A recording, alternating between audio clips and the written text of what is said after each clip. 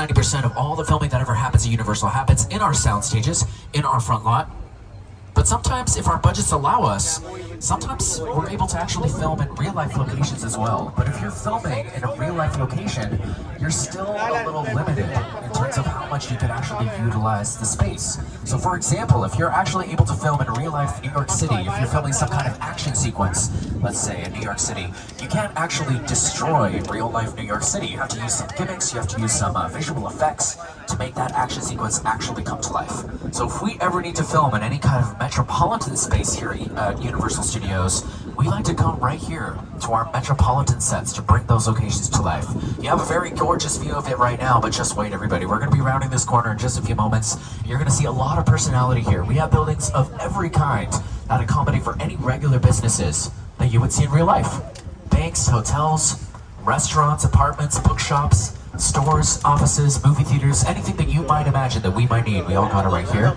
We actually have some filming being prepared here in our metropolitan sets. You're going to see a little bit of that activity going on all the way down that street on your right-hand side. They are currently preparing to film a few sequences for the time-traveling TV show Quantum Leap, starring Raymond Lee. That is a time-traveling TV show. They utilize a lot of the sets here at Universal Studios, which we're going to be able to explore as we move forward. But our metropolitan sets were able to be used as 1986 for that wonderful TV show. And these golden buildings that you see, you'll notice the architectural design to these buildings looks a little different from the rest of the buildings that you see a little further down that street. These buildings are a part of what we like to call our London Square. So they're specifically utilized for any kind of London location that we might need for filming. Now there's a very small detail that you might not have noticed quite yet, but look at all the little squares on the edge of our sidewalks, everybody.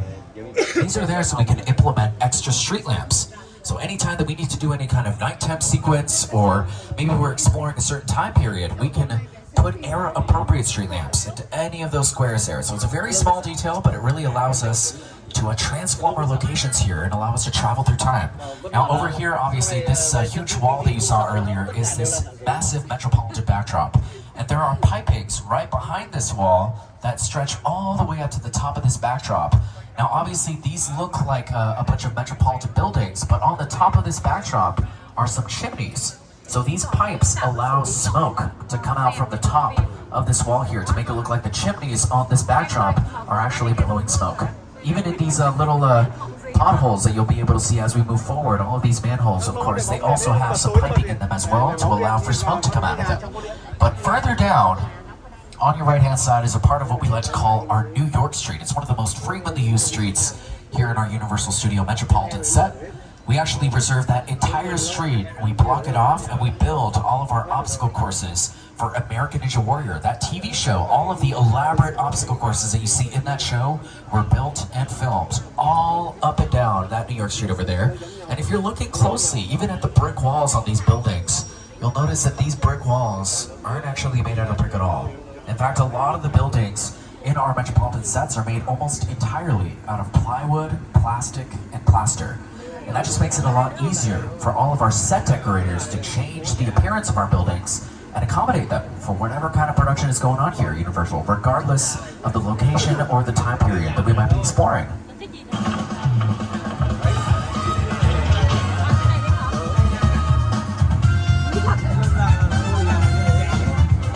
Now, if you're looking closely at these buildings, you'll also notice that a lot of these buildings also have interiors, which means that they are what we like to call practical sets.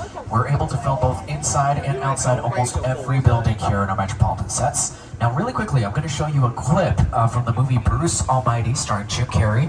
And when Jim Carrey's character exits the building and goes into the street, I want you to pay attention to all of the details that are going on our street. Take a look. Raise the door! I'm in the shower! Inside bad, outside good. Inside bad, outside good.